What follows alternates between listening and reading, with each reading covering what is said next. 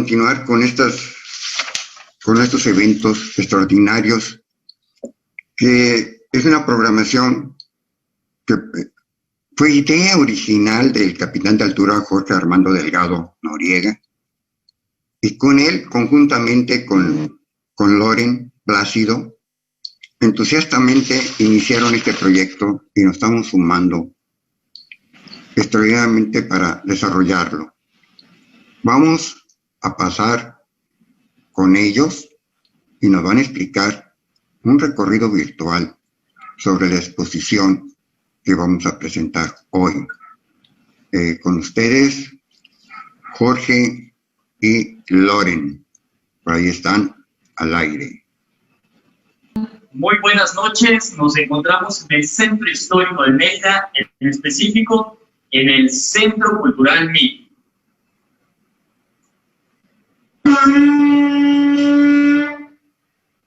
Los ríos son camino, el mar es camino, el agua es sagrada. Nos quedamos con ese fragmento que mencionó Pedro Upé en su conferencia de ayer, y hoy les tenemos algo muy especial. Mi nombre es Loren Plácido y me acompaña el capitán. Buenas noches, bienvenidos a todos. Soy el capitán Jorge Armando Delgado Noriega. Tenemos un recorrido por la primera exposición marítima de Yucatán y vamos a comenzar con el recorrido.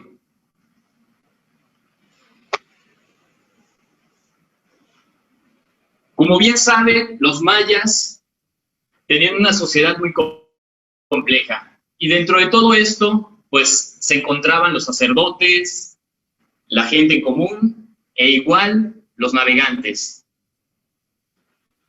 A los navegantes se le podía llamar los fenicios de la época prehispánica. Esta que vemos es una vasija que muestra al dios Sol remando en una canoa cruzando el mar. Por acá, igual, tenemos fragmentos del Código Dresden, donde se ve al dios Maíz, entre otros, navegando en las aguas. Hacia acá tenemos una representación a partir de un mural que se encuentra en Chichén Itzá, en el cual se ve una guerra marítima que prácticamente es la llegada de un grupo de navegantes que, como pueden ver, hasta tienen otras características a la gente del lugar, y que en específico pues llegaban a capturar cautivos y hacer la guerra. Y que en específico acá pueden ver la forma en que los capturaban y cómo estaban incendiándose algunas casas. De este lado, igual tenemos como parte de la exposición y parte del trabajo de la doctora Fábila, que en unos momentos más nos acompañará, un disco de oro repujado con la batalla marítima, y que en específico representa una confrontación bélica. Se ve tal vez a un dirigente con sus remeros sobre la canoa. Atacan con lanzas en una batalla y hay algunas personas ahogadas.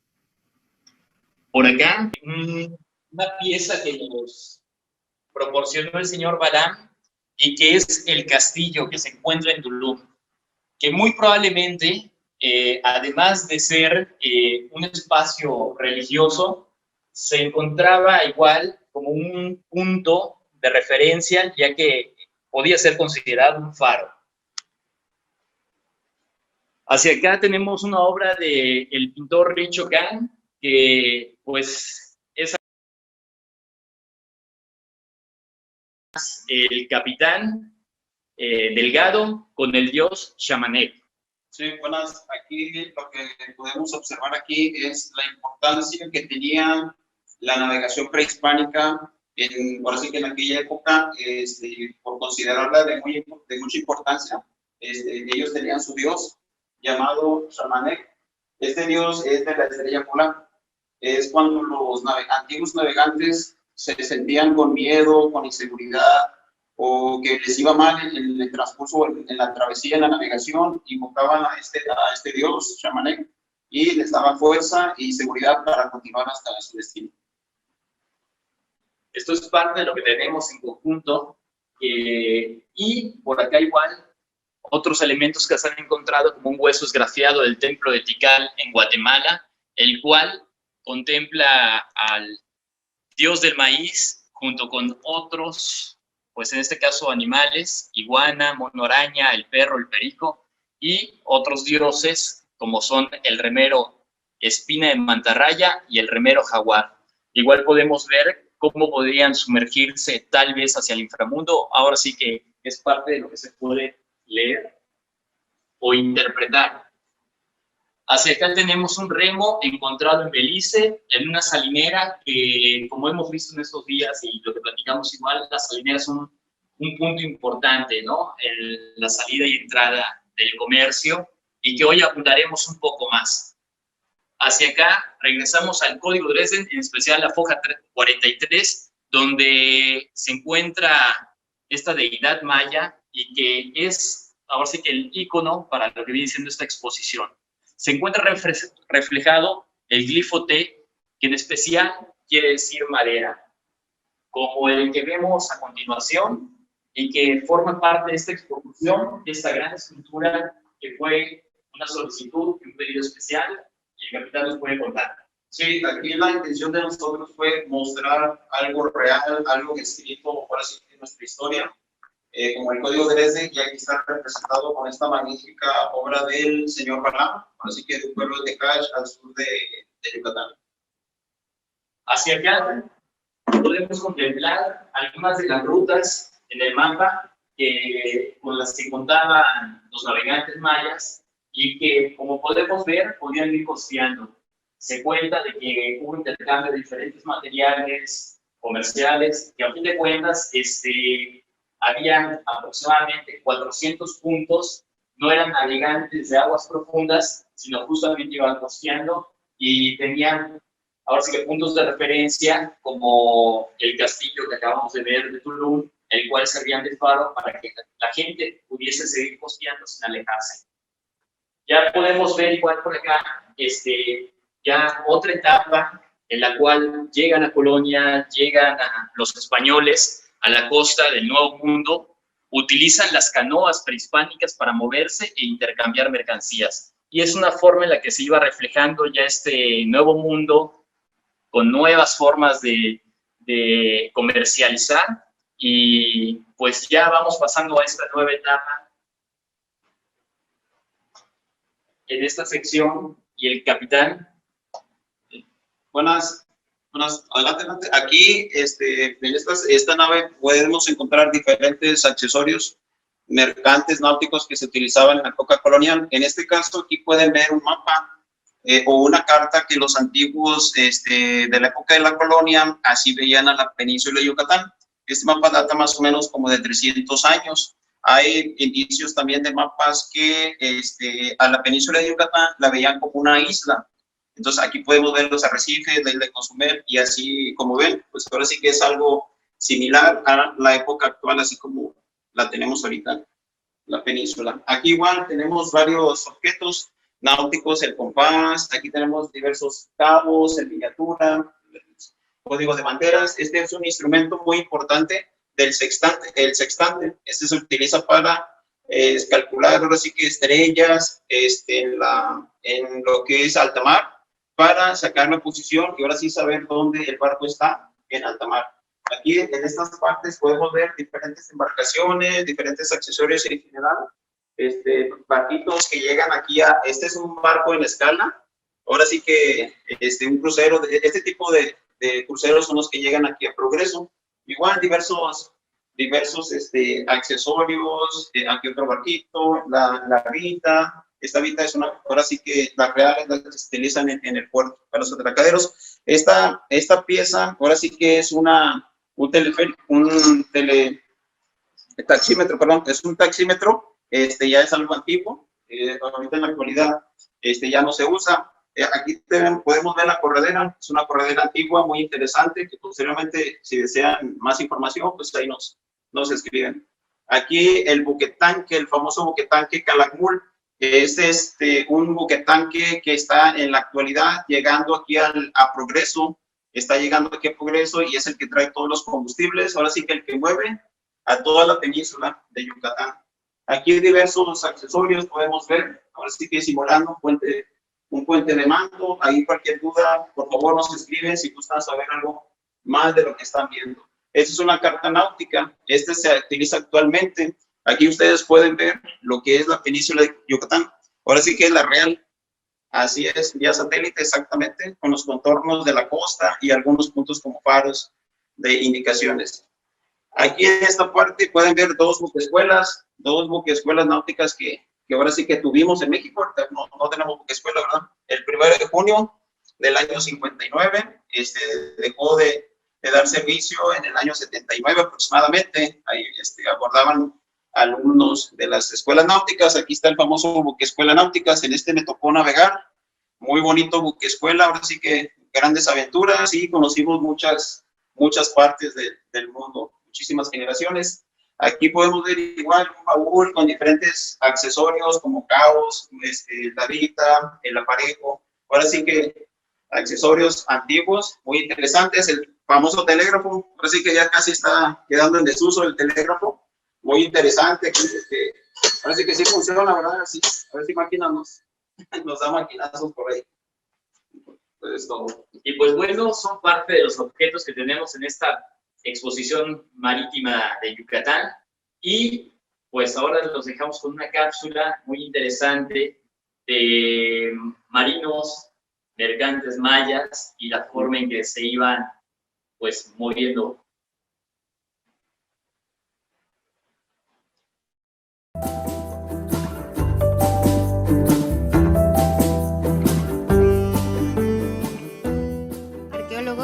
Han estudiado cerca de 40 asentamientos con actividades marítimas en la época prehispánica. Entre estos podemos mencionar Sisal, Yapac, Ixcopté, Jaina, Punta Cerritos e Isla Cerritos, por mencionar algunos. Sin embargo, se estima que debieron existir cientos de sitios a lo largo de esta época. Espero que hayan disfrutado de esta cápsula. Es parte de la información con la que contamos para que disfruten de esta primera exposición marítima de Yucatán.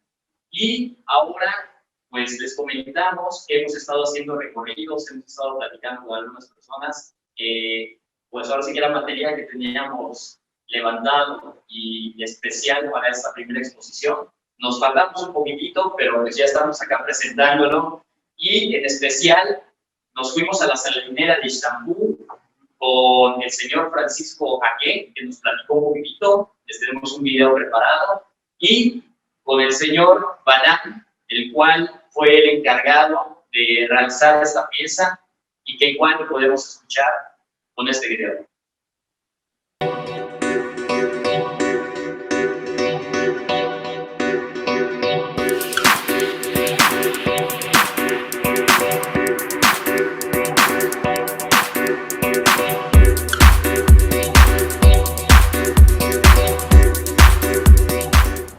Upemalokim, Inwet Lakilesh, Incabae, Javier Balam, Balame Ucatiale, Jaguar. Bueno, gracias a la recomendación del capitán Mijangos, que tenemos una amistad de hace muchos años, me visitó el capitán Delgado y me habló de un proyecto como este que estamos en este momento, del que estamos hablando. Y particularmente me emocionó porque en lo particular me gusta apoyar o difundir la cultura maya, que pues son mis orígenes.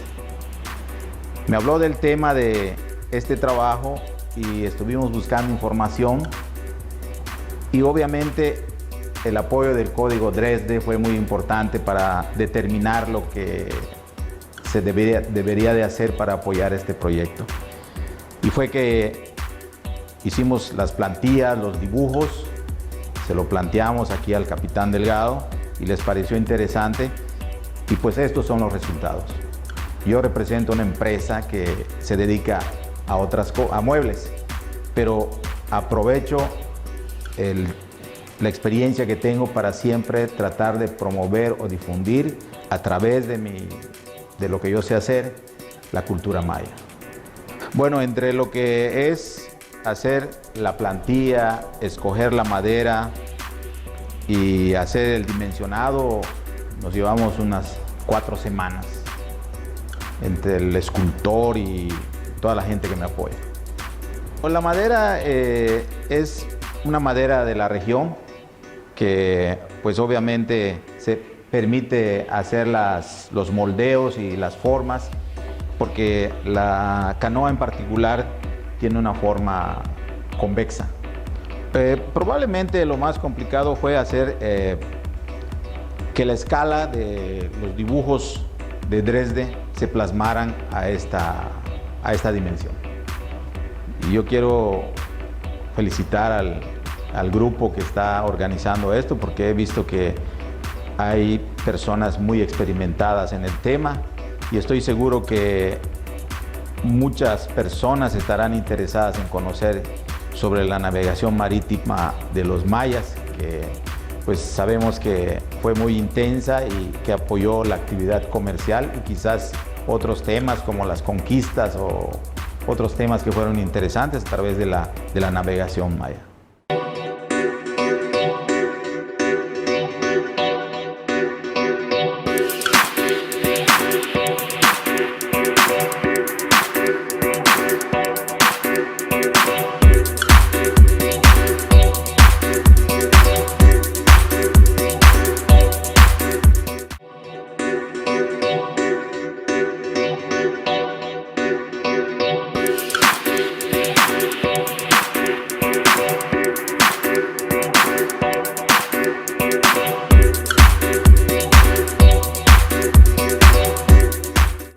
La sal era importante para la cultura maya, porque era como una especie de moneda para ellos. O sea, la gente que tenía sal, se puede decir que era la privilegiada o la rica, porque podía darse el lujo de intercambiar la sal con todo tipo de productos que necesiten. Entonces, esta parte se dio la necesidad de formar las charcas, se podría decir, a 300 o 400 metros del mar, porque la sal de mar que se cosechaba por evaporación era muy chico los granos. Entonces el transporte de la sal hasta las ciudades mayas era trabajoso, porque ya sabe, caminando de aquí hasta una ciudad maya le lleva varios días. En esos días pues el tiempo también cuenta, pues a veces podía tocar mucho sol, podía tocar época de lluvia, y si es época de lluvia, la sal, como es pequeño el grano, se lava y queda pequeño, o sea, desaparece, como que dice. Entonces, se vio la necesidad de hacer las charcas lejos del mar, porque se formaban granos más grandes. Entonces, el tipo de transporte también ya se fue como modernizando y empezaron a transportarlo por mar. Ellos por lo general, toda la costa del estado de Yucatán, la península, como se dice, la parte de Veracruz, la parte de Campeche, de Quintana Roo, toda esa parte ellos tuvieron acceso, los mayas, por su sal, pero tenían como una especie de paraderos o montículos que les servía como faros para no poder parar o arrinconarse a la playa. Entonces ellos en la parte de la costa lo tenían, como se podría decir, ahí ya controlado, tenían todo el acceso al mar, podían manejarlo. Acá enfrente teníamos había un muelle antiguo, y ahí salían los barcos, las canoas, para transportar todo ese tipo de sal. Hay acceso a toda la parte de Guatemala, la parte de Honduras. Tenían mucha comunicación con ellos, tenían intercambios constantes. Todo eso lo movió la sal, o sea, porque ellos tenían en este lugar 114 charcas de sal. Se puede decir algo grande, algo que sí impactaba en la península. Y ellos lo tenían y eran como los más ricos, se podría decir.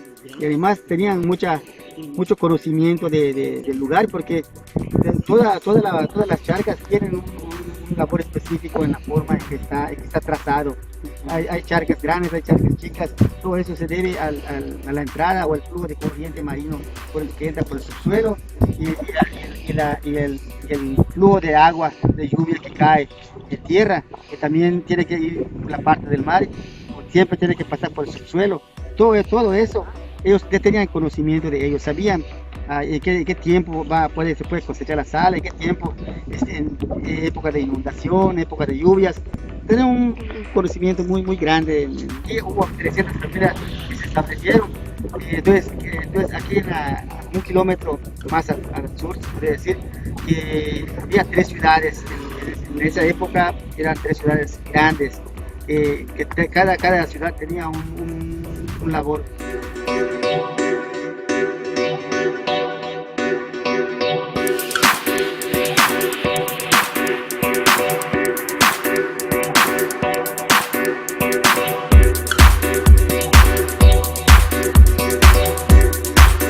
Él nos comentaba que la sal iba transportada por algunas cestas. Esta sal tenía que llegar a diversas poblaciones. Todo el recorrido era caminando. Entonces, tenían los granos de sal, los cuales eran fragmentos muy pequeños, y estos se iban saliendo. Después, descubrieron que los fragmentos grandes de la salidera podían servir para transportar y que se conservara mejor y ya no se perdía tanto en el camino. Después, conforme fueron mejorando las técnicas, fueron comunicándose por el mar y pudieron llegar a muchísimos más lugares. El señor Balán, igual como parte del trabajo que realizó con esta escultura, igual tuvo la oportunidad del capitán de allá platicar con él. Pues ahora sí que en pláticas de hace meses con el señor Balán, nosotros queríamos plasmar en nuestra exposición representar al navegante prehispánico, el navegante antiguo, presentar algo real. Es por ello que nos dimos a la tarea de mostrarle al señor Balán, ahora sí que algunas informaciones que se han obtenido en diferentes investigaciones, como en el Código 13, se lo mostramos, le pareció excelentísima idea el que lo hiciéramos parte de este proyecto y nos realizó esta canoa a escala, muy interesante, que ha gustado mucho al público. De hecho, por ahí lo pueden ver ya en redes sociales, que ya igual a nuestra arqueóloga, bueno, la gente especializada les ha interesado mucho porque cómo puedes plasmar en una estructura de 3D prácticamente lo que es se puede decir una foto, ¿no? Entonces, ya ha causado pues mucha inquietud del trabajo del señor Balán, que es muy profesional, y pues ahora sí que contamos con nuestro apoyo para futuros trabajos. Pues estamos felices, ¿no?, por este trabajo. Un trabajo profesional, ya que se dedican a muebles, pero ahora sí que la tradición la llevan en la sangre, y justamente es por lo cual no han dejado de hacer este tipo de trabajos. Este fue un pedido especial, pero al igual que el castillo, desarrollan otros elementos de la cultura maya. Y para seguir con la programación, ahora les dejamos con un video musical de Jairo Zubieta, Contigo Aprendí.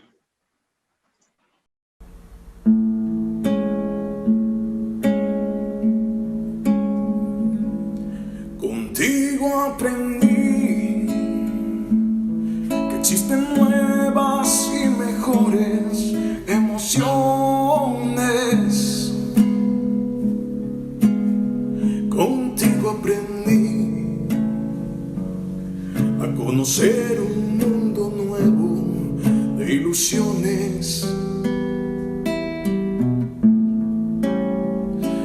Aprendí que la semana tiene más de 7 días, a ser mayores mis contadas alegrías, y a ser dichoso yo contigo lo aprendí.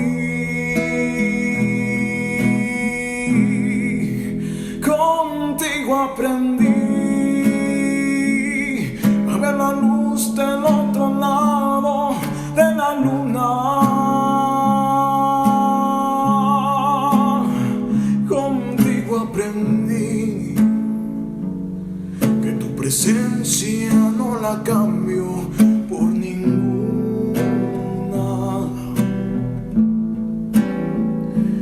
Aprendí que puede un beso ser más dulce y más profundo, que puedo irme mañana mismo de este mundo.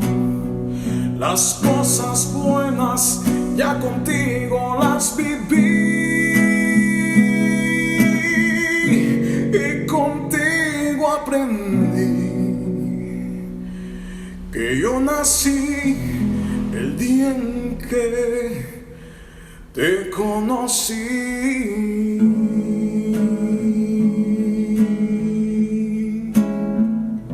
Contigo aprendí.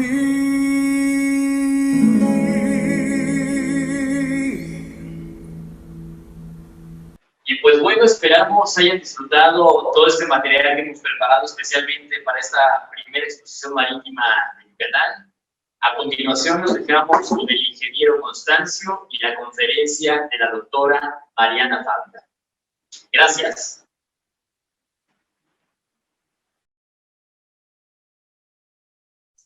Pues muchas gracias, Jorge y Loren, por esta introducción. Pues la verdad, fue un motivo. Ellos están en Mérida, Yucatán. Tenemos el equipo de trabajo, está una parte en la Ciudad de México, nuestros subtítulos. Nuestros compañeros en el lenguaje intérprete de señas mexicanas están en la ciudad de Oaxaca. Y gracias a la tecnología y todo esto, pues nos da la oportunidad de poder colaborar con un poco de cultura. Y tenemos con nosotros una flamante investigadora, la doctora Mariana Fábila Vázquez. Ella es arqueóloga egresada de la Escuela Nacional de Antropología e Historia y doctora en estudios mesoamericanos por la Universidad Nacional Autónoma de México. Los últimos años se ha dedicado a estudiar las tradiciones de navegación prehispánicas en lo que fuera la antigua Mesoamérica. Su investigación ha sido acreedora al Premio Alfonso Caso, otorgado por el Instituto Nacional de Antropología e Historia, a las mejores investigaciones en el área de arqueología.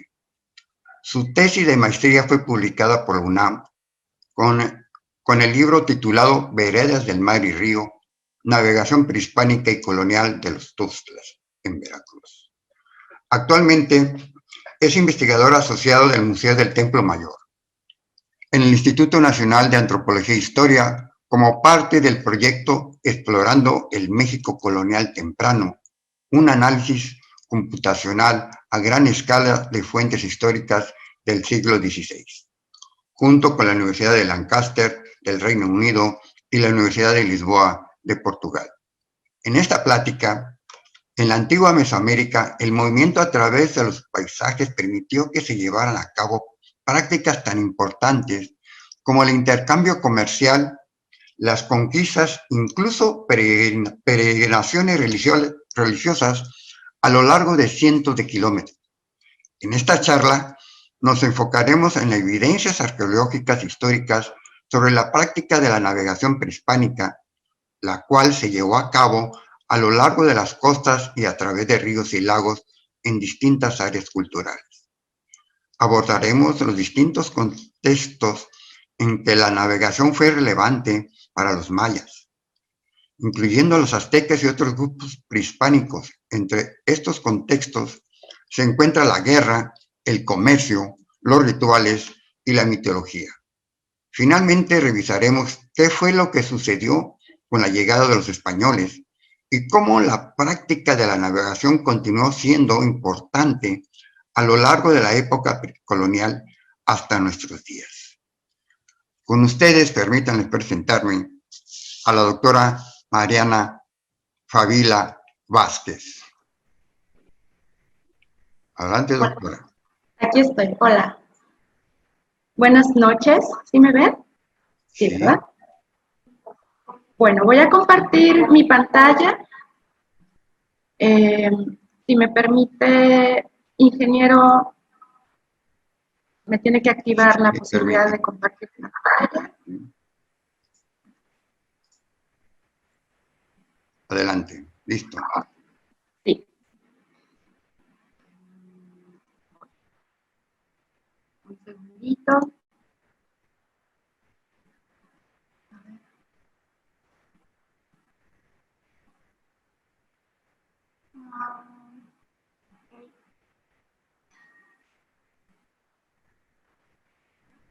Ustedes si alcanzan a ver.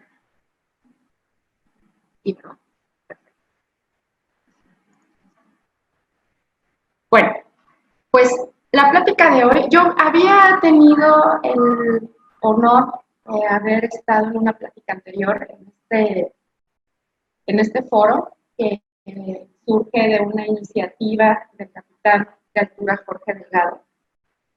Y en la plática anterior yo había tenido la oportunidad de darles un panorama general acerca de la navegación en Mesoamérica, que de repente resultaba un poco caótico, porque es un tema de investigación al que todavía falta muchísimo dedicarle tiempo y trabajo.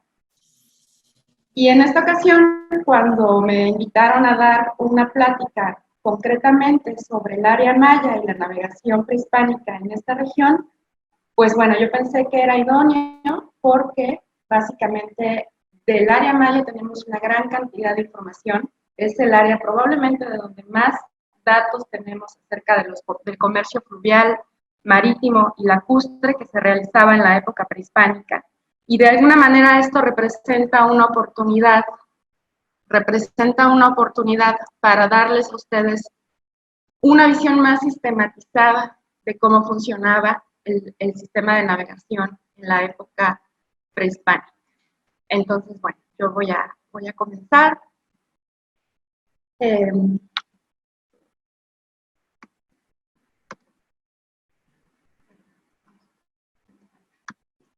Bueno, me gusta poner una diapositiva que nos vaya guiando, ¿no? en toda la línea del contenido y de la argumentación que voy a ir platicándoles en esta ocasión. Tengo que comentar que en realidad toda la información, ¿no?, que yo estoy presentando en esta ocasión es un resumen de muchos estudios, de muchos trabajos que han realizado otros investigadores, arqueólogos, historiadores, sobre todo. Una parte de la investigación que yo he trabajado, pero definitivamente tengo que mencionar esto porque es importante que se tomen en cuenta todos los trabajos de muchísimos arqueólogos que han estado trabajando esto desde los años 50 aproximadamente, ¿no? Y lo que quería comentar respecto al contexto del problema de investigación tiene que ver con que México es un país que generalmente no se asocia con una historia marítima, ¿no?, que tenga gran importancia, o sea, que sea como muy mencionada, ¿no?, en los libros de historia. Siempre me han dicho, este es un tema que no se trabaja mucho, ¿no? No se concibe a los pueblos indígenas prehispánicos como pueblos que comerciaban a lo largo del mar o que navegaban ríos, lagos, etc. Afortunadamente ha habido un gran colectivo, ¿no?, un colectivo de personas, de académicos y académicas que yo creo que en los últimos 10 o 15 años han estado haciendo un esfuerzo mayúsculo para precisamente resolver este problema. Y de alguna manera que haya estos espacios, ¿no?, en los que nos encontramos el día de hoy, pues es motivador porque viene de la iniciativa de un colectivo de la sociedad mexicana en particular, ¿no?, que es de los marinos mercantes. Y eso de alguna manera a mí me hace pensar que este esfuerzo que viene desde la academia finalmente está teniendo una trascendencia real, ¿no? Que sean los marinos mercantes, que sea un capitán de altura, ¿no?, quien está pidiendo, quien está solicitando la apertura de estos espacios para que podamos hablar de este tema, pues a mí me parece que es precisamente a lo que se tenía que llegar. Entonces yo me siento muy afortunada, me siento realmente muy afortunada de estar aquí con ustedes. Bueno, vamos a empezar porque hay algunos aspectos que tienen que ver precisamente con explicar cuál es la razón de que el tema no se ha trabajado tanto, ¿no?, que no se ha tocado tanto. Y para eso sí tengo que mencionar que, bueno, hay que situarnos, ¿no?, en el tiempo y en el espacio. Estamos hablando de la época prehispánica, que tiene una historia muy, muy larga, pero que para su estudio se ha dividido en una macroárea cultural que llamamos Mesoamérica. A veces este concepto de Mesoamérica resulta más confuso de lo que nos puede realmente ayudar, pero bueno, en este momento lo vamos a usar, ¿no? Mesoamérica es toda esta región que ustedes están viendo con diferentes colores y cada una de estas subregiones, ¿no? Está asociada a un grupo, a un grupo de lenguas, ¿no? Y a ciertos rasgos que conocemos ya un poco mejor. Pero que en esta plática, bueno, me voy a enfocar concretamente en el área maya, ¿no? Que es una región cultural que sobrepasa el territorio actual de la península de Yucatán y que se extiende hasta los estados de Chiapas, Guatemala y Honduras, ¿no? Parte de Centroamérica. Entonces, esto lo menciono porque, como había hecho yo hincapié, como hago generalmente hincapié en las pláticas que doy, la práctica de la navegación no es una práctica que se redujera al área maya, como lo vamos a ver hoy. En realidad es una práctica que se está encontrando en todos lados, en toda Mesoamérica, en todo lo que sería el antiguo territorio mesoamericano, ¿no? Por así decirlo. Y en el siglo XVI, ¿no? Llegan estos navegantes del mar abierto, llegan estos navegantes del antiguo mundo con una tecnología náutica muy particular y muy diferente, sin duda, a la tecnología que existía aquí. Y esto es importante mencionarlo, porque ha habido generalmente, tal vez cada vez menos, ¿no? Pero cuando yo empecé a trabajar este tema de estudio, había un discurso académico que de alguna manera relegaba, ¿no? O negaba la importancia de la tecnología de transporte en Mesoamérica. Y eso es importante, porque de alguna manera se le está quitando el crédito, ¿no?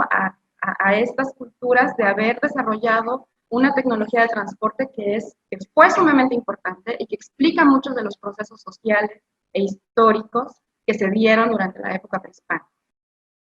Cuando llegan los españoles, de hecho, ellos tienen una visión muy particular acerca de esta tecnología náutica. Es una tecnología náutica que ellos encuentran en el Nuevo Mundo, que no habían visto realmente en otros lugares. Y de hecho tenemos, pues yo pienso que la evidencia para hablar de que ese encuentro a ellos les causa una impresión bastante grande, como cuando empezamos a leer precisamente lo que dicen las fuentes históricas, ¿no? Entonces, bueno, voy a hacer mención en concreto de dos europeos y sus impresiones acerca de la navegación. El primero de ellos es Hernando Colón. Hernando Colón era el hijo de Cristóbal Colón y está hablando en este pequeño fragmento que les presento aquí acerca del momento en el que su tío, Bartolomé Colón, el otro hermano de Cristóbal Colón, está navegando en una isla que se llama Guanaja,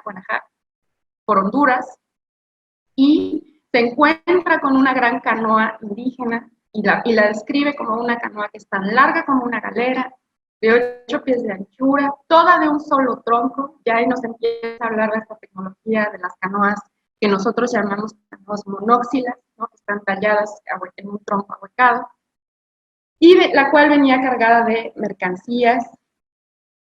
Y además menciona que tenía un toldo, una especie de techo hecho con hojas de palma que estaban protegiendo toda la mercancía de los rayos directos del sol.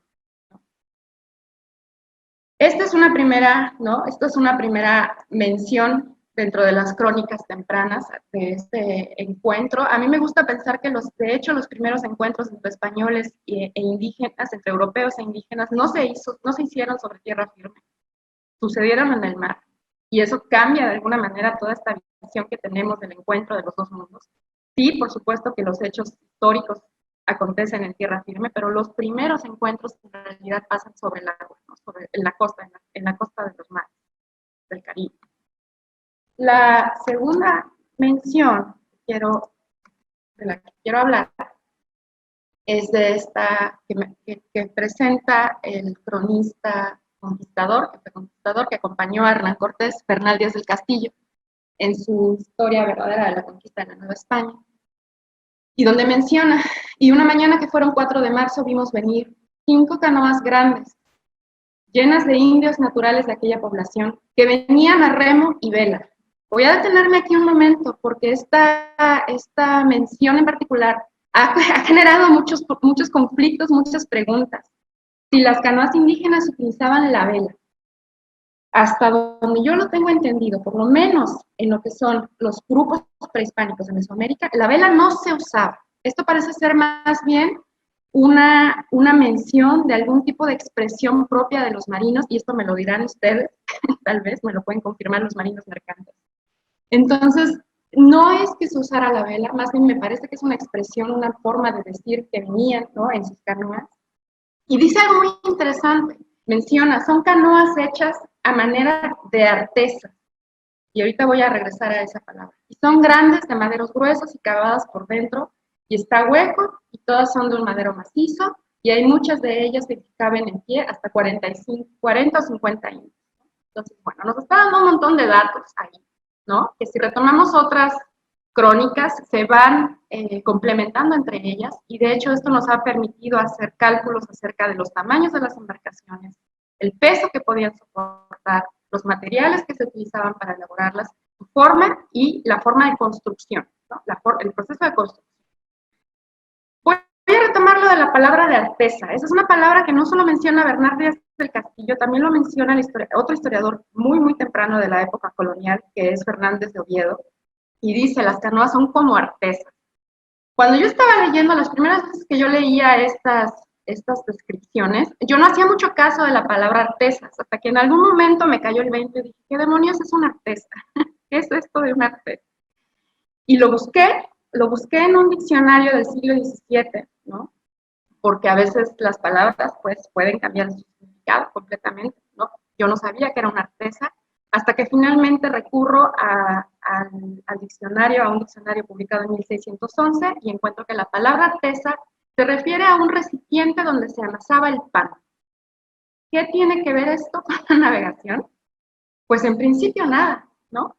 ¿Por qué? Lo interesante de esto es por qué los españoles estarían haciendo esta referencia a un objeto que no tiene absolutamente nada que ver con el mundo marítimo para explicar qué son las canoas indígenas. El siguiente paso, ¿no?, lógico, fue buscar qué eran las artesas. Y bueno, les presento las artesas, ¿no?, actuales. Son estos recipientes de madera en los cuales, repito, ¿no?, se amasaba o se amasa el pan. Y de hecho ahora se encuentran a veces en las tiendas como recipientes en donde se les da de comer a los caballos, por ejemplo. Ya el uso ha cambiado muchísimo. Y bueno, observando ya como tal una artesa, pues uno entiende un poquito mejor por qué hacen esta relación, ¿no? La forma es la que está explicando la asociación entre el objeto que se está describiendo como una canoa y una artesa. Ya que voy con esto, me llama mucho la atención que que ellos recurran a esta analogía, y mi explicación es que no habían visto embarcaciones de este tipo con anterioridad, y por lo tanto necesitan remitirse, ¿no?, a un objeto conocido que les suena, ¿no?, que les parece congruente en la forma para poder describir. Entonces, bueno, esto a mí me parece que es una reflexión importante, ¿no? Las menciones históricas también hacen mucho hincapié acerca de cómo las canoas indígenas, de hecho, las canoas, los cayucos y las canoas prehispánicas, son incluso mucho más efectivas que las mismas embarcaciones pequeñas que traen los europeos con ellos. Y mencionan, estas canoas se pueden llenar de agua, pero no se hunden, y son mucho más rápidas que las nuestras. Constantemente se ven este tipo de expresiones respecto al asombro, ¿no?, de los navegantes españoles y europeos que llegan a todas estas regiones, empiezan a tratar con estos canoeros, con estos navegantes, y se sorprenden. Entonces, pensar que a lo mejor la tecnología náutica para ellos no fue del todo importante, que no les sorprendió, y que a lo mejor por eso fue una tradición que se perdió en el tiempo, creo que no es una manera de explicarlo. Creo que más bien hay que entender que la forma en la cual los españoles llegan a este territorio y comienzan a vincularse con los entornos acuáticos, con la tierra firme, es realmente lo que explica que esa tradición de alguna manera se haya reconfigurado con la llegada de los españoles, y el uso de las canoas haya definitivamente disminuido, mas no desaparecido del todo. ¿Y a qué me refiero con esta forma en la cual se están relacionando los españoles con el entorno? Para ellos, los espacios acuáticos, ¿no? Los espacios lacustres, un poco pantanosos, que por ejemplo son muy clásicos, muy propios del área de la región de la costa del Golfo, son lugares que enferman, son lugares en los cuales no se puede vivir, porque para ellos estos son espacios llenos de animales que los van a morder, o que los van a picar, o que les van a hacer daño, etc. ¿No? El ejemplo más claro para explicar esto es precisamente lo que sucedió con los lagos de México. Un entorno creado, ¿no? Bueno, un entorno que ya existía y acondicionado para una ciudad como lo era Tenochtitlán es completamente desecado. ¿Por qué? Porque un espacio así no se consideraba apto para vivir. De alguna manera eso es a lo que me estoy refiriendo. Esta relación con el entorno, con los entornos acuáticos, cambia totalmente con la llegada de los españoles y podría explicar de alguna manera, no la pérdida, ¿no? Pero la reconfiguración de esta tradición náutica, que además, debo mencionar, es marítima, es fluvial y es lacustre. Se está presentando en prácticamente todas las áreas de la antigua Mesopotamia. Bueno, voy a entrar ahora ya a platicarles un poquito más concretamente acerca de la tecnología náutica, ¿no? De esta tecnología que es muy especial, que es muy interesante, y después vamos a hablar dónde y cómo funciona el sistema de navegación, concretamente en la península de Yucatán, y cuáles son las actividades que se están realizando por medio de esta navegación. Las crónicas son bastante repetitivas en cuanto a la forma en la que se hacían estas canoas, ¿no? Se habla de muchos tipos bueno, más bien de varias especies de árboles, ¿no? Entre ellos el pino, el ahuehuete, para el sur de Veracruz probablemente el zapote.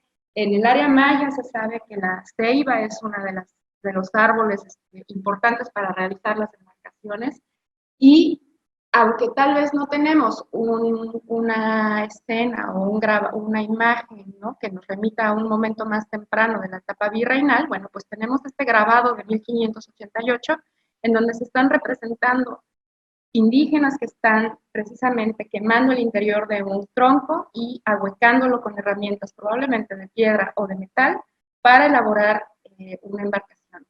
El proceso es mucho más complejo, implica la selección previa de un tronco, de un árbol, y también tiene toda una dimensión ritual, incluso, ¿no? Que ahora no voy a ahondar en ella, pero que es importante mencionar, incluso solo la posibilidad actual, ¿no? De pensar que en algunas comunidades indígenas todavía se hacen estas canoas, incluso, y se le pide permiso, por ejemplo, al árbol para poder elaborar esta embarcación. Entonces, bueno,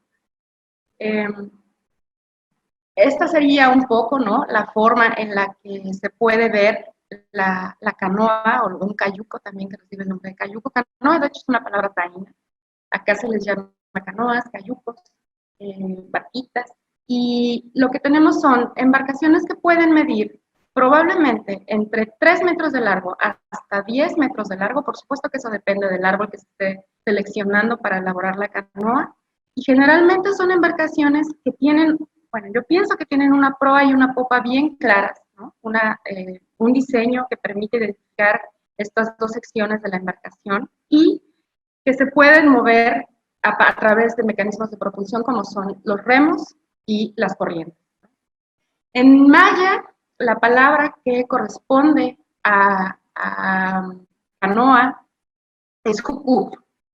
Es interesante porque de hecho en otras lenguas mayas, en otras variantes del maya, de hecho, la misma palabra para hablar de canoa tiene la misma traducción para artesa. O sea, artesa también se traduce con la misma palabra que se usa para hablar de una canoa en maya.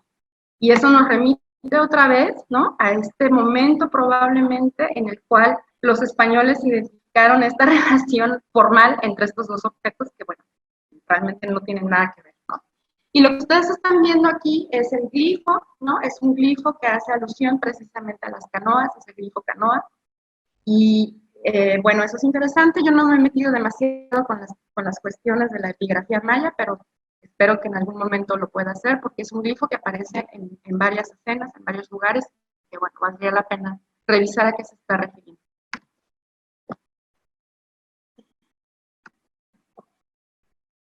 Tenemos arqueológicamente, eso es importante que lo diga, arqueológicamente no hay una canoa maya completa, prehispánica, hasta donde yo lo sé.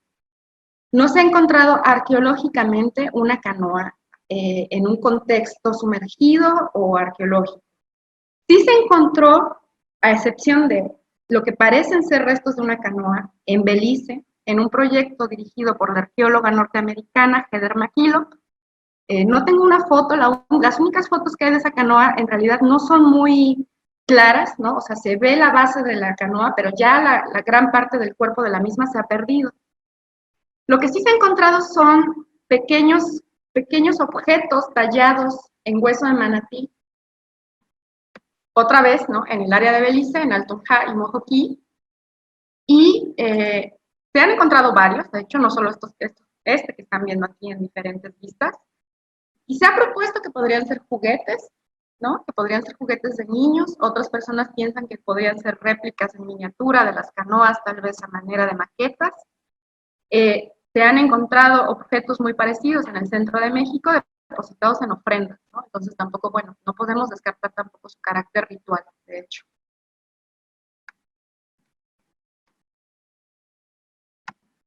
Y sobre los remos, sobre los mecanismos de propulsión, tenemos esta escena, este en realidad es un dibujo que aparece en un número muy bueno de la arqueología mexicana, que está dedicado a la navegación maya, en donde se observan los diferentes dioses remeros que están dibujados, que están representados en el Códice Dresden. Lo interesante de esta diapositiva es que podemos observar diferentes tipos de embarcaciones que tienen diferentes tipos de remos, con diferentes personajes, por supuesto. Y la interpretación que se ha hecho es que estas distintas representaciones de remos podrían estar haciendo una referencia a los cuerpos de agua en los que se utilizaban, ¿no? Tal vez ríos, tal vez lagos, cuerpos someros, cuerpos más profundos, etc. No se ha hecho un estudio mucho más profundo. Yo, por ejemplo, me gustaría saber a qué están haciendo referencia los diferentes, bueno, estos puntitos, ¿no? Que estos orificios que se están viendo aquí un poquito tallados.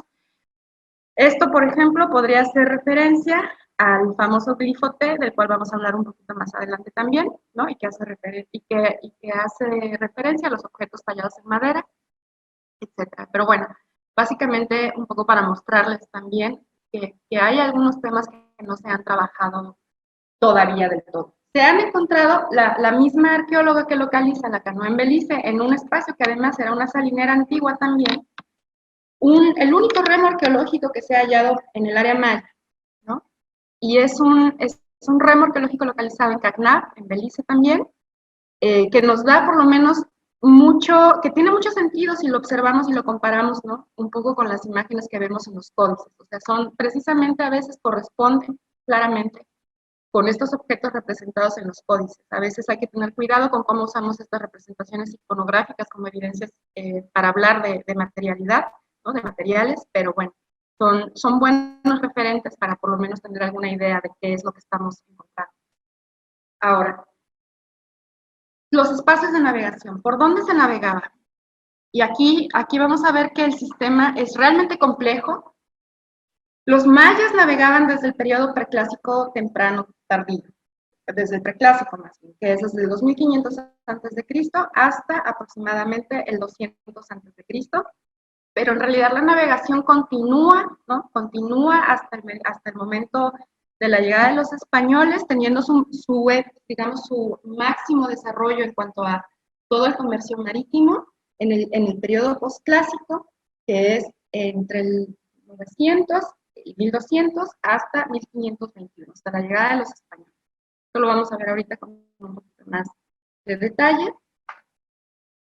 ¿Cómo se hacía la navegación, particularmente en el área maya, en la península de Yucatán? Bueno, había navegación fluvial, es decir, a través de ríos, lagunas y esteros, y había navegación marítima, costera, de cabotaje.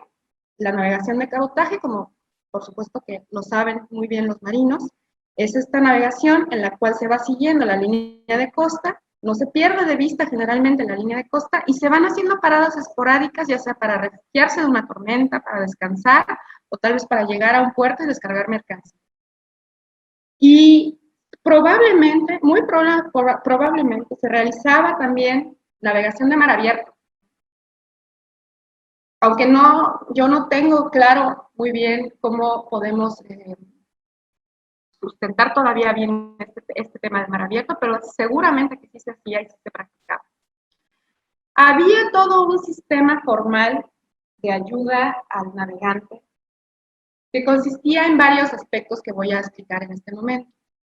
Este sistema formal, ¿no?, de ayuda o que está cohesionando y que está permitiendo la conectividad efectiva alrededor de toda la península y a través de los ríos y de las lagunas que hay, incluye puertos que pueden ser puertos de abrigo, puertos de embarque, de escala, y lugares que en realidad son puertos, es decir, donde se llegaba a recolectar mercancía o a dejar mercancía. Hago esa distinción porque muchas veces le llamamos puerto a todo lugar, ¿no?, sobre la costa donde se desembarca, donde se baja de un barco, ¿no?, donde llega y llega una embarcación. Pero bueno, nosotros hacemos un poco la distinción entre un puerto comercial y puntos de embarque, puntos de escala y otro tipo de puntos de tránsito que también pueden existir. Había todo un sistema de marcadores de ayuda que se clasifican como geográficos, de enfiliación y de peligro. Ahorita los vamos a ver. Estos podrían ser permanentes, es decir, que fueran construidos con mampostería, es decir, arquitectura, y perecederos. También vamos a ver cuáles son ahorita. Y probablemente también había todo un código de señales, ¿no?, todo un sistema de señalización que incluía poner probablemente señales de fuego sobre las costas, banderas tal vez, y la existencia de planos o lo que podemos llamar mapas. Eso está a discusión, pero hay algunas evidencias en las fuentes que nos hablan de la existencia de mapas, que de hecho están mostrando claramente las costas del territorio, los ríos y los caminos que se estaban siguiendo. Bueno, ¿cuáles serían algunos ejemplos de los sitios con instalaciones portuarias y, por ejemplo, de alojamiento? Uno de ellos es Isla Cerritos, que se encuentra al norte de Yucatán. Fue un punto muy importante que de hecho dependía de Chichén Itzá. Chichén Itzá controlaba muchísimo del comercio marítimo y ahorita vamos a ver por qué. Isla Cerritos ha sido muy trabajado desde el punto de vista de la arqueología. El otro sitio importante, otro de los ejemplos que a mí me gusta mucho hablar de él, es Muyil, que se encuentra al sur de Tulum, en el estado de Quintana Roo. Muyil es muy especial porque nos habla precisamente de estos procesos de reapropiación y de modificación del espacio para precisamente potencializar este sistema de navegación. En el siguiente mapa que vamos a ver, en este mapa, lo que estamos viendo es la costa del Caribe, la entrada a la laguna costera que se llama Boca Paila, y aquí un canal artificial elaborado en época prehispánica para poder conectar la entrada a la costa, es decir, el mar, hasta la laguna de Chunyaxé. Y aquí ya la zona arqueológica, la laguna de Muyil y el asentamiento como tal importante que es Muyil, que no se encuentra, ¿no?, directamente sobre la costa, pero que está conectándose a través de los cuerpos de agua a toda esta zona costera. Muyil, de hecho, tiene relación con Copán, que está un poco más al norte, con Cobá, que se encuentra un poco más al norte, y que está siendo, de hecho, la cabecera que está controlando probablemente el comercio marítimo. Esto es muy importante, porque a veces pensamos que los asentamientos costeros son los que tienen esta relación directa, ¿no?, con lo que está sucediendo en las costas. Y vamos a ver, como en el área maya, son más bien muchas veces los sitios en tierra firme los que están controlando todo lo que está sucediendo en las costas, como fue el caso de Chichén y Cobá, como lo acabo de mencionar. Quise poner una diapositiva, un poco para que lo vieran. Esta es una toma de Google Earth, ¿no?, para que vean cómo se ve precisamente este entorno, este espacio marítimo de Muyil. Esta sería la costa, ¿no? Aquí se entra a la laguna de Boca Paila, y esta zona de aquí sería el canal que está conectando la laguna costera con la laguna interior. Y la laguna de Muyil, todo esto está conectado por canales. ¿Cómo se verían estos canales? Un poco para que ustedes puedan tener, es una muy mala foto, pero bueno, se ve, ¿no?, un poquito cómo se veían cómo se ven todavía estos canales. Estos canales Muchos de ellos ya no se ven, obviamente, ¿no? Ya han sido cubiertos por la vegetación, pero algunos de ellos están bajo constante mantenimiento para que se puedan seguir apreciando y de hecho se puedan navegar. Otro lugar, un puerto de abrigo, un ejemplo de un puerto de abrigo, y aunque la foto también es muy mala, no es mala, la resolución es mala. Quise ponerla porque estamos viendo aquí la caleta rocosa de Shack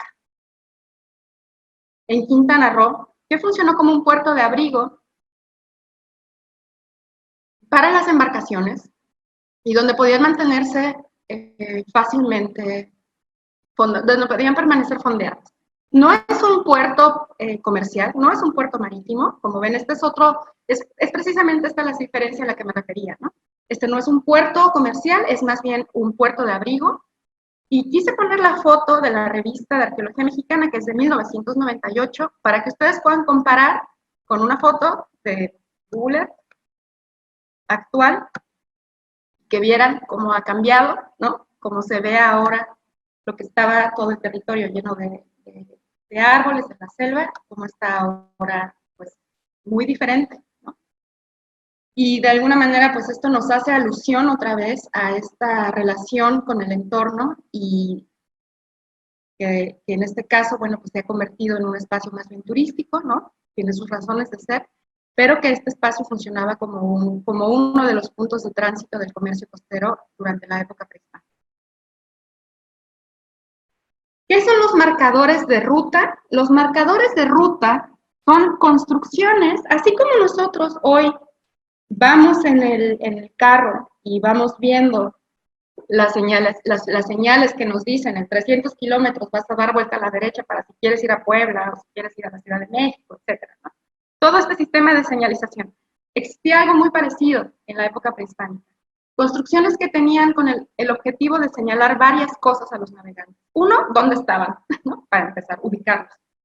Por el otro lado, señalar caminos, porque había rutas, por supuesto, que eran mucho más peligrosas que otras. Había promontorios rocosos sumergidos que representaban un peligro para las embarcaciones y que tenían que ser señalizados para evitar los naufragios.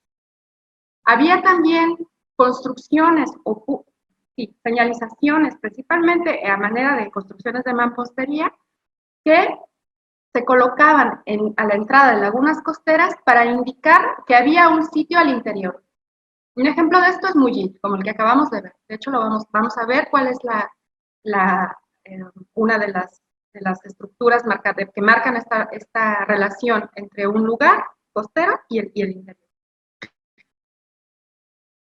Y aquí está un poco la estructura, una estructura que está en un sitio que se llama Xlapac, no es Mullit esto, pero es un sitio que está en la reserva de Siancán, en Quintana Roo, y que lo que hace es precisamente marcar, ¿no? Decir al navegante, ya llegaste a este lugar, el sitio más grande se encuentra tierra adentro, ¿no? Entonces esto es como ir haciendo un poco la derrota, ¿no? La ruta, para que los navegantes se ubiquen. De la misma manera, ¿no? Había todos estos marcadores geográficos que de alguna manera están complementando esto que les estoy diciendo, ¿no? Que son para orientar a los navegantes y que generalmente son estructuras que están aisladas, que aparecen aisladas sobre la costa oriental en Quintana Roo, es donde más se han encontrado. Esto no significa que no se hayan encontrado en otros lugares, también de hecho Punta Piedra, que está en Yucatán, es uno de estos lugares en donde hay una estructura aislada que está marcando uno de estos puntos. Y el Castillo Real en Cozumel, que es el ejemplo que les pongo en la fotografía, ¿no? Que muy probablemente tenía algún tipo, se podía establecer una relación con tierra firme, muy probablemente con el continente y con los navegantes que estaban pasando de un punto a otro, ¿no? De la isla hasta la tierra firme. Los marcadores de peligro serían aquellos que señalan, como les comentaba, los bajos, ¿no? Los arrecifes, los farallones, las puntas que son que más bien representarían un riesgo para la navegación. Y en este caso, más allá de las que se mencionan en el texto, en la diapositiva, pues creo que la más conocida, que funciona paralelamente como un marcador de peligro, como un marcador geográfico y como un marcador de ruta, pues el ejemplo más interesante, ¿no? El que se ha sabido más, el que se ha estudiado más, es el Castillo en Tulum, que funcionaba como un faro definitivamente para la navegación nocturna, pero también como un marcador para enfilar a los canoeros que iban paralelos a la línea de costa y que tenían que dar la vuelta hacia la playa en un punto muy específico donde se quebraba el arrecife y ellos podían entrar sin ningún problema a la pequeña playa que se encuentra a pies de esta estructura, al pie de esta estructura, en la playa. Entonces, como ven, el sistema es muy complejo, incluye también todas estas ayudas a la navegación perecederas, o sea, hemos estado hablando de las permanentes, pero también podemos incluir, y sabemos que probablemente existían algunas señalizaciones perecederas que ya desaparecieron y que nos va a ser un poco complicado verlas ahora, marcas en los árboles, fuego en la playa, probablemente plumas, ahorita lo vamos a ver en una imagen, banderas e incluso, muy probablemente, el avistamiento de chorros de aguas termales que se podían ver desde la costa. De alguna manera, todo este sistema de señalización se complementaba con, muy probablemente, algún documento, algún tipo de plano o mapa que marcaba también todas estas rutas, todos estos entornos. Bueno, sobre las razones de la navegación, y aquí ya voy a ir un poco entrando al final de la plática, que son las 7:40. ¿Para qué se navegaba? Para el intercambio, por supuesto, para hacer confrontaciones bélicas y expandir territorios. Probablemente se navegaba con fines rituales, para hacer peregrinajes, ¿no?, a ciertos puntos especiales, ciertas islas, ciertos lugares del paisaje marítimo. Y para transportar pasajeros también, definitivamente, ¿no? O sea, es decir, vamos de lo más mundano, ¿no?, entre comillas, hacia cosas más complejas que son ya aspectos políticos, aspectos míticos, aspectos rituales, etc. Aquí en la exposición, el capitán de altura Jorge Delgado presentó una pintura del dios que sí, definitivamente está asociado a los marinos indígenas, Xamanec, que era el dios de la estrella polar, que probablemente sí que era uno de los mecanismos para orientarse que tenían los navegantes. Había otra deidad más, que era Ecchua, que es propiamente el dios de los comerciantes y de los viajeros, que es el que están viendo en la imagen, aparece en el Códice Madrid. Y la interpretación de este dios es que, bueno, lleva una mochilita, una especie como de paquete o mochilita en la espalda, y lleva una lanza, con la cual probablemente se defendía de ladrones. Hay quien ha dicho que hasta de tal vez algún pirata indígena, que eso probablemente también sucedía, ¿no? Y como lo mencionaron Loren y el capitán Jorge Delgado, definitivamente había toda una ritualidad, ¿no?, para asegurar que los viajes fueran seguros. Se les ofrecía copal y se les daban y se les dejaban ofrendas en ciertos puntos del paisaje para que los navegantes y los viajeros tuvieran un traslado seguro y eficiente, ¿no? Lo más importante era llegar con las mercancías completas, o lo más completas que se pudieran al punto de destino. Hay algo muy importante que hay que mencionar. El comercio marítimo llega a su máxima expansión en el periodo posclásico, es decir, entre el 900 más o menos y el 1200 después de Cristo hasta 1519, la llegada de los españoles. Durante todo este periodo se da un fenómeno muy importante que hay que mencionar, migratorio, de grupos de marinos conocidos como putunes o itzáes, que están llegando desde el sur de Campeche, y voy a regresar al mapa para marcar de dónde, de toda esta zona. Aquí hay grupos mayas que yo creo que todavía falta entender qué está pasando, porque estos son a los que Eric Thompson, un mayista muy importante en la historia de la arqueología maya, en los 50 llamó los fenicios de Mesoamérica. Son a estos grupos que se encontraban en el sur de Campeche y que partieron desde la laguna de Términos costeando, llegaron a la costa oriental de Quintana Roo y comenzaron a establecer y hacer algunas conquistas, ¿no? Primero estableciéndose en Cozumel y después llegando a la playa de Polé, que es el actual Xcaret, y después entrando a tierra firme y llegando hasta Chichén Itzá.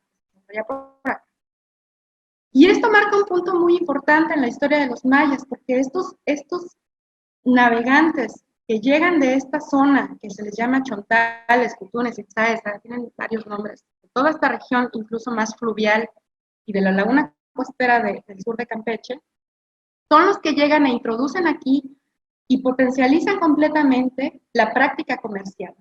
Y es precisamente la llegada de estos grupos, la que estamos viendo representada en esta pintura mural, que se encuentra en el Templo de los Guerreros en Chichén Itzá. A mí me costó un poquito de trabajo entender por qué es que en Chichén Itzá, un sitio de tierra adentro, había tantas representaciones de navegantes. Bueno, ahora lo entiendo. Pero son estos grupos, ¿no?, de guerreros mexicanizados, además, que llegan con ciertas tradiciones, y es complejo este tema, pero mexicanizados, que llegan con el culto a Kukulcán y que cambian todos los paradigmas religiosos y políticos en este momento en las sociedades y en los cascos mayas. Y son quienes realmente potencializan el comercio marítimo en este momento de la historia. En los murales de las pinturas del Templo de los Guerreros y en el Templo de los Jaguares en Chichén Itzá tenemos varios ejemplos de estas pinturas en donde se observan la llegada de estos navegantes. Y también tenemos este disco de oro que ustedes están viendo en pantalla, que de hecho viene del cenote sagrado de Chichén Itzá, y donde vemos precisamente otra vez una escena, probablemente la única escena donde yo he visto que se ven por lo menos dos tipos de embarcaciones diferentes. Una canoa monóxila que lleva guerreros y remeros que se están confrontando a otros personajes que están sobre una especie de balsas, ¿no?, que tienen tal vez dispositivos de algún tipo flotantes en la parte inferior, ¿no?, en la parte inferior de la balsa, o algún tipo de quilla o algo para romper la corriente. Este tipo de tecnología náutica es muy extraña, no se ve en otras representaciones iconográficas, al menos hasta donde yo lo tengo claro. Y sinceramente este disco de oro tendría que ser más trabajado, ¿no? Habría que hacer un trabajo colaborativo con algún epigrafista, porque yo no tengo conocimiento de epigrafía maya, y poder ver si estos glifos de aquí se pueden leer y nos dan un poquito más información. Lo que sí es que definitivamente son parte de estos grupos que están llegando desde esta área que les comento al sur de Campeche, y que probablemente están difundiendo todo este culto a la serpiente plumada Kukulcán, ¿no? Esto es un poco lo que está sucediendo. Son guerreros, son marinos, eso es muy importante, y de hecho uno de sus asentamientos más importantes en el sur de Campeche es un sitio que se llama Acalán, que significa pueblo o tierra de las canoas. Entonces, eso de alguna manera nos dice lo importante que está haciendo esta cultura marítima en esta región. Ahora, ese es un poco el panorama, ¿no? ¿Qué se intercambiaba? Ya afortunadamente el equipo maravilloso de la primera exposición marítima ha hecho mención de algunos de los materiales y de los productos que se comercializaban: cacao, miel, obsidiana seguramente, algodón, telas, etcétera, ¿no? Hay una gran cantidad de fuentes que mencionan estos productos y que se tienen ubicados de alguna manera de dónde se está sacando cada uno de ellos, la sal, etcétera, ¿no?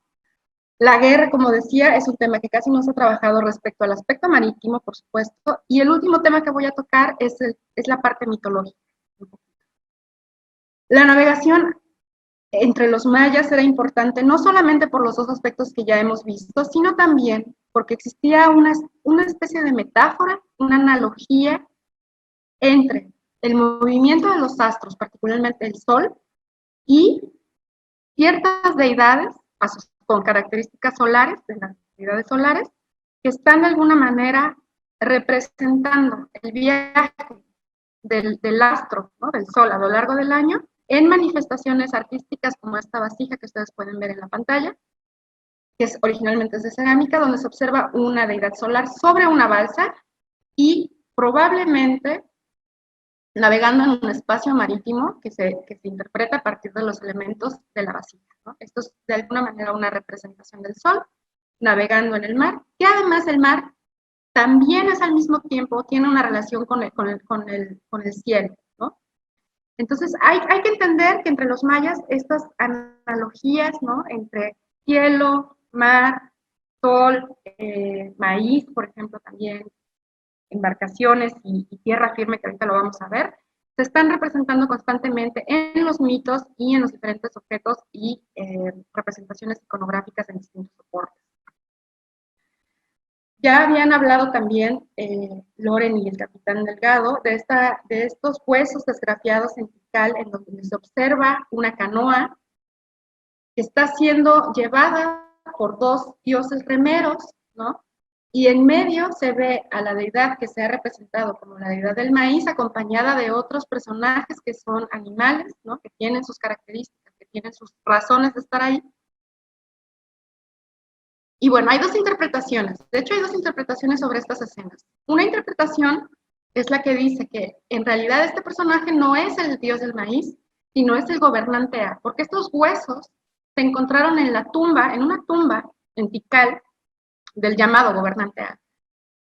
Y una de las interpretaciones dice que a lo que tal vez lo que se está representando es más bien el final de la vida de este gobernante, siendo acompañado por estos personajes que lo van a llevar al inframundo, y por eso en los siguientes dos huesos se ve que la canoa está naufragando, ¿no? Es como el final de su vida, entrando ya al inframundo, donde va a tener que pasar una serie de obstáculos para, pues, digamos, pasar a mejor vida, ¿no? De alguna manera. Y la otra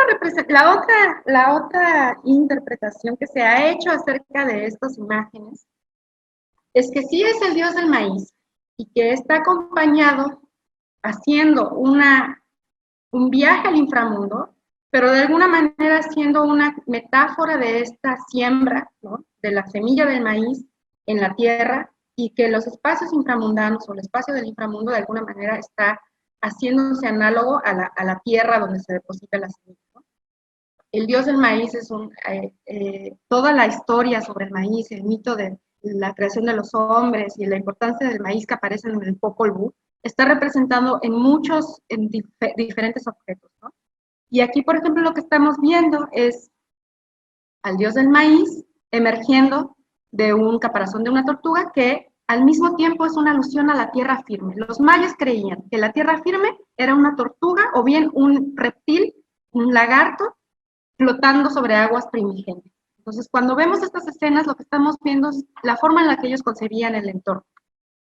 Aquí hay otra escena en la cual se repite otra vez la presencia de la deidad del maíz, que es transportado en una canoa por los mismos dos remeros que aparecen en los huesos anteriores. Por eso podemos saber que se está hablando del mismo mito, que se está representando la misma historia en distintos soportes. Esta escena que ustedes están viendo en realidad es una pintura de un vaso maya. Lo que se hizo fue tomar una fotografía y desdoblar la pintura. Esta otra es un dibujo, pero la escena original es igual que la anterior, una escena que se ve en un vaso maya, donde de nuevo estamos viendo a la deidad del maíz que está aquí, pero otra vez aparecen aquí los remeros, ya dibujados de manera cada vez más compleja, ¿no? Pero aquí se observa precisamente el remo, las canoas con un montón de símbolos que la verdad yo no he estudiado hasta ahora, y otra vez este dios del maíz emergiendo de una especie de monstruo muy parecido al que veíamos aquí, ¿no? Con dos personajes emergiendo de sus costados, lo volvemos a ver de este lado. Lo que estamos viendo son versiones distintas y no tan distintas del mismo mito, en el cual el dios del maíz es llevado por los remeros a el inframundo y después emerge y sale ya como tal, como planta, ¿no? En el Códice Dresden hemos visto esta escena mucho, ¿no? Aquí lo que estamos viendo son dioses remeros, son dioses, distintos dioses que están representados en canoas, y quiero que, ya lo había yo platicado la vez anterior, pero bueno, esperemos que haya gente nueva que esté viendo esta plática. Aquí se ve claramente una línea con pequeños circulitos, que eso es precisamente lo que llamamos el glifo T. Y ahorita vamos a hablar del glifo T, que otra vez se repite en estas representaciones, donde otros dioses están realizando actividades pesqueras, y estas representaciones también se encuentran en los huesos en Tikal, que fueron esgrafiados. Entonces, como se puede ver, hay una constante, ¿no? Hay una constante en la representación de dioses que están vinculados a actividades marítimas, que están vinculados a actividades pesqueras, que están utilizando embarcaciones como las que ya he descrito. Retomando lo que les mencionaba sobre el glifo T, este glifo aparece en varias de estas escenas, ¿no?, del Códice Dresden, de los huesos de Tikal, y hace alusión a un árbol muy especial que es el árbol de la ceiba. Aquí lo vemos en una de las estelas de Izapa, de un sitio de la costa del Pacífico, donde se observa otra vez la línea con los circulitos, y que está haciendo alusión a un árbol muy particular, que es la madera. Aquí se ve también en esta otra escena, ¿no?, o también contenido mítico, pero la ceiba de nuevo representada con este glifo que está haciendo alusión de nuevo a este árbol sagrado de los mayas. Y en la estela 48 de Izapa vemos claramente cómo el árbol está conectado con este ser con características de reptil, como un cocodrilo, que a la vez es la ceiba. Es decir, aquí todo se maneja con metáforas y analogías. La ceiba es un árbol, pero al mismo tiempo es un cocodrilo, y al mismo tiempo el cocodrilo está haciendo alusión a la tierra firme. Y esto queda clarísimo cuando vemos este otro grabado, donde se ve una canoa que tiene en su proa la cabeza de este ser con características de reptil que se llama Itzapna. Itzapna es este ser con características de reptil que hace alusión a la tierra firme. ¿Qué nos está diciendo todo esto? Que muy probablemente las canoas eran concebidas como representaciones en miniatura de la tierra firme, o bien representaciones o extensiones más bien de la tierra firme, que permitía que los humanos, tanto los humanos como las deidades, pudieran navegar ya sea en entornos reales o entornos en planos míticos, en una dimensión mítica, ¿no? ¿Por qué les puedo asegurar? No asegurar, pero esta es un poco mi interpretación, porque tenemos datos desperdigados en otros espacios en Mesoamérica, en otras áreas culturales en Mesoamérica, que de alguna manera están confirmando esta relación analógica entre una embarcación, una canoa o un mecanismo de transporte de agua y estos seres con características de recursos. Bueno, y un poco la idea de mencionar esto, ¿no?, es porque esto nos habla de la profundidad y de la complejidad que tenía la tecnología náutica, sobre todo entre los mayas, ¿no?, entre los mayas en particular, que es de donde proviene la mayoría de los ejemplos que les he platicado, y que nos da la oportunidad de acercarnos un poco a esta cosmovisión indígena y entender precisamente la diferente forma en la que las sociedades indígenas estaban relacionando con el agua, con los espacios marítimos, y un poco hacer alusión a la plática de ayer del maestro Pedro. ¿Cómo es tan diferente esta relación que tienen las sociedades mayas en la época prehispánica con los cuerpos de agua, con el entorno, que de alguna manera explica estas disonancias y estos conflictos que se mantienen hasta la actualidad? Ya para cerrar, para terminar la plática, solo les quería presentar un poquito estos mapas.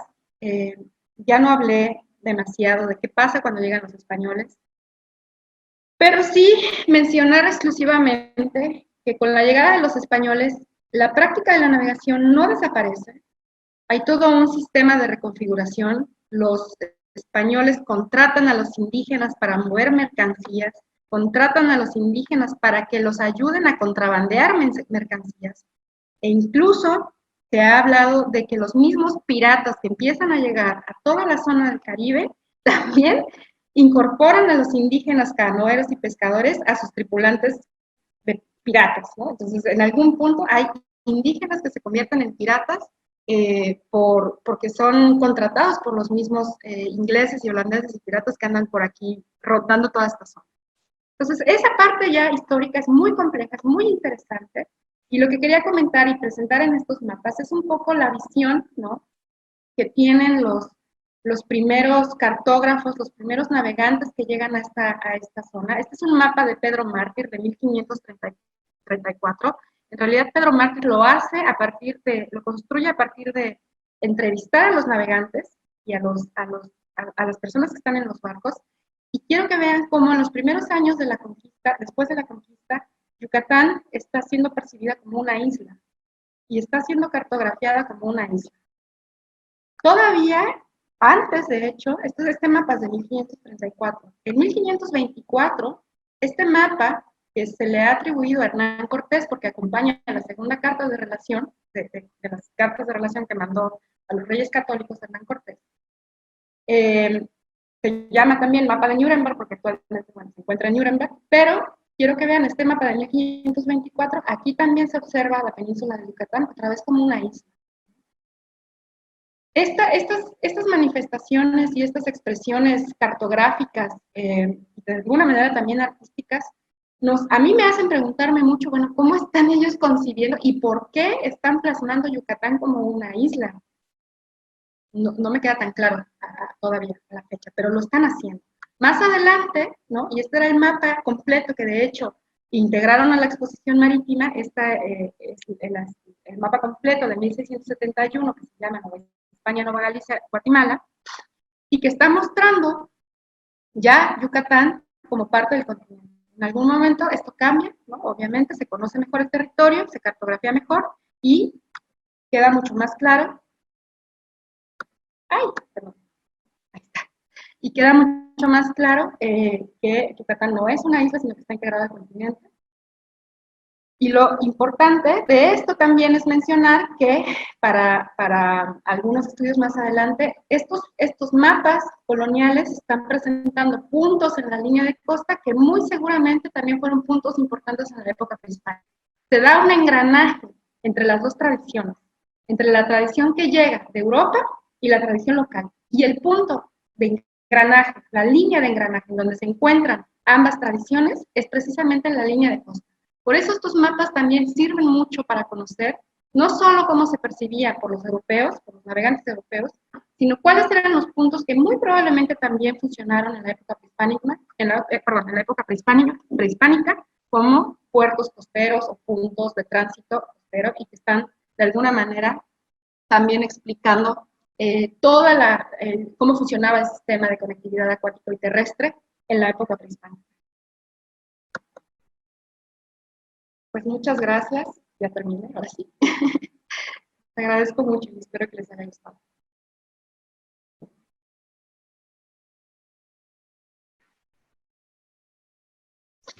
Pues muchas gracias, doctora, de verdad, muy, como siempre, muy acertada y ilustrada su trabajo extraordinario. De verdad, nos da mucha luz y información histórica de que en México nuestros antepasados eran marinos mercantes. Eso es la gloria de nuestra Marina y de nuestro México. Definitivamente.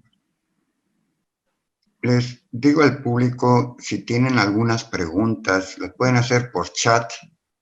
Si así también lo prefieren, les puedo ceder el micrófono para que hagan una pregunta, máximo 3 minutos. Les recuerdo que este modo es incluyente, por esa razón tenemos intérprete de lenguaje de señas mexicano y subtítulos, y eso es un trabajo extraordinario que está gracias al licenciado Edgar de Oaxaca, o al menos incluido en este proceso. Pues bien, jóvenes, ¿alguna pregunta? Con todo gusto lo hacemos. Como siempre, nos dejaste mudo. ¿Sí? Es que es extraordinario tu trabajo. No, Ingeniero Córdoba. Sí, adelante. Preguntan desde Midguía, René Pedrera. Sería interesante conocer cuáles fueron las primeras rutas comerciales de la población maya y su interacción con otras latitudes a través de la navegación marítima. Ok, sí. Sobre las primeras rutas, ahí tiene que quedar muy claro, ¿no? Que necesitamos más bien entender de qué manera se están distribuyendo los diferentes sitios y cuáles. A ver, porque lo que nosotros encontramos como arqueólogos es la última etapa, ¿no? Siempre. Lo que se encuentra generalmente es la etapa más tardía de la estructura o el asentamiento que se está encontrando, no siempre, por supuesto, es el caso. Pero muchas veces, por ejemplo, un sitio que podría ser, y voy a decir, cualquier sitio costero, no sé, Mujil, el mismo Mujil tal vez, a lo mejor tiene un asentamiento que que muestra, que muestra presencia humana en la etapa tardía y que no se ha excavado lo suficiente para conocer si esto se va mucho más atrás en el tiempo, ¿no? No sé si me estoy explicando. Eso de alguna manera dificulta tener una certeza de cuáles serían los sitios preclásicos o más tempranos, en términos más tempranos de la época prehispánica. Pero bueno, poco a poco se ha ido reconstruyendo este sistema de navegación. Lo que sí es importante decir es que muy probablemente los sitios con los que se llegaron a conectar podrían haber llegado hasta lo que sería la costa norte del Golfo de México, ¿no? O sea, estoy hablando ya de Florida, ¿no? Toda esta zona de la península de Florida, y hacia el sur, muy probablemente, más allá de Honduras. Pero, a ver, aquí lo que nos falta a los arqueólogos es salirnos de nuestro nicho de Mesoamérica, ¿no? Muchas veces el mismo concepto de Mesoamérica, por eso yo lo decía, es a veces un poquito más, nos vuelve más, funciona más como una frontera en vez de un concepto que nos ayude. A mí lo que me gustaría hacer en un futuro, de hecho, sería ir a ver las colecciones arqueológicas, ¿no? en Centroamérica y ver si de alguna manera, porque seguramente sí, ya se está haciendo también, esto no es nuevo, se están estableciendo conexiones con lugares más hacia el sur, ¿no? Yo creo que los mayas todavía no tenemos muy claro hasta dónde llegar realmente. Y lo mismo pasa de la costa, en el lado de la costa del Pacífico, ¿no? Está toda esta discusión sobre si llegaron acá los navegantes desde Ecuador, Perú, Colombia, y si había un intercambio también, porque también había un gran grupo de navegantes. Gracias, Emiliano. Muchas gracias. Pues la verdad te felicita, Zaire Osorio también te felicita. Pues, tengo que decir que está en el público uno de mis asesores, que fue mi asesor de tesis de doctorado, y que es un gran estudioso también de estos temas, Emiliano Melgar. Ojalá que en algún momento también pueda platicar con él. Es un excelente investigador. Efectivamente, aquí está Emiliano, te mando muchas felicitar por tu presentación extraordinaria que has hecho. El ingeniero Martín Velasco también te felicita. El capitán Garay, que te felicita también. De verdad, mucha información inédita para nosotros de tu trabajo. Esto no se ve tan fácilmente en los libros de historia sobre trabajos de investigación. Enhorabuena, te felicitan. Ingeniero, yo quería hacer un comercial que ahorita se me estaba olvidando. Este libro, espero que lo vean en pantalla, se llama Espacios Marítimos y Proyecciones Culturales. Espero que sí se vea en pantalla.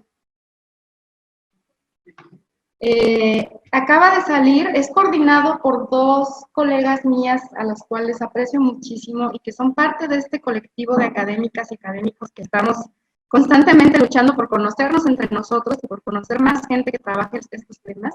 Flor Trejo y Guadalupe Pinzón, Flor del Instituto Nacional de Antropología e Historia y Guadalupe del Instituto de Investigaciones Históricas de la UNAM, son las coordinadoras de este trabajo donde hay muchos artículos de historiadores, de sociólogos, de geógrafos, incluida yo también. Acaba de salir, se acaba de presentar, va a estar disponible en formato digital gratuito, todavía no sube en la versión digital, pero va a estar eventualmente en poco tiempo. Y bueno, pues me parece que para el público que está aquí presente, pues será idóneo hacer un poco este comercial, ¿no? De este libro. Va a haber, la versión va a ser completamente gratuita. Y por supuesto, si lo quieren adquirir, bueno, eso ya más adelante, cuando la pandemia termine, pues también estará disponible, seguramente. Ok, muchas gracias, ¿no? Al contrario, gracias por proporcionarnos más información cultural sobre esto. Así también tenemos disponible ya tu libro, tu tesis, también cortesía tuya. A las personas que lo quieran tener, le mandamos el QR o el enlace para que lo puedan bajar. La rectora nuevamente, si tiene alguna pregunta o algo, con todo gusto, alcen la mano y les doy el micrófono.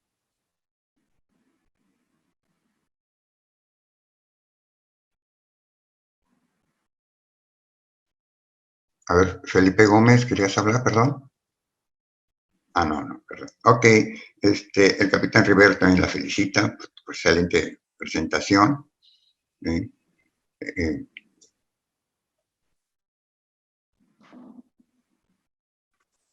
Muchas gracias.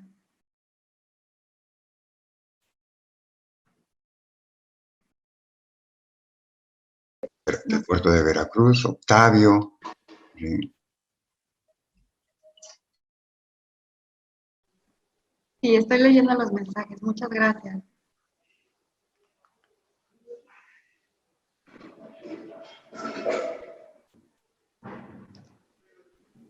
Constancio, parece que tienes problemas con tu micrófono. Ok, sí, ya me di cuenta. Muchas gracias, Pirrón. Así es, tenemos un detalle técnico. Gracias.